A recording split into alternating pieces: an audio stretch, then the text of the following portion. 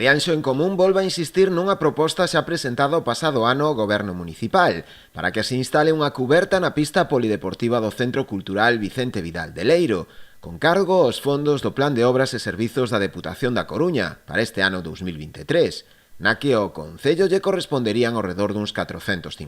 euros. Dende Rianxo en Común sinalan que a actuación viría a dar resposta a unha bella demanda dos propios veciños desta parroquia, que precisan dun espazo cuberto para poder desenvolver nel ao longo de todo o ano determinados actos culturais ou de ocio, sen temor ás condicións meteorolóxicas. Dende Rianxo en Común propoñemos, unha vez máis, que se dedique parte deses fondos a cubrir esta pista na que estamos, a pista polideportiva de Leiro, para que os rapaces e rapazas que fan uso deste espacio e tamén o conxunto da veciñanza dispoñan nun espazo acuberto e amplio para poder levar a cabo actividades culturais e de ocio durante todo o ano, non só na temporada de estío, e que tamén se poidan programar aquí actividades promovidas dende o propio Consello e que non teñan que levarse a cabo só nos espacios que están afastados de aquí, como poden ser o auditorio ou o polideportivo de Rianxo.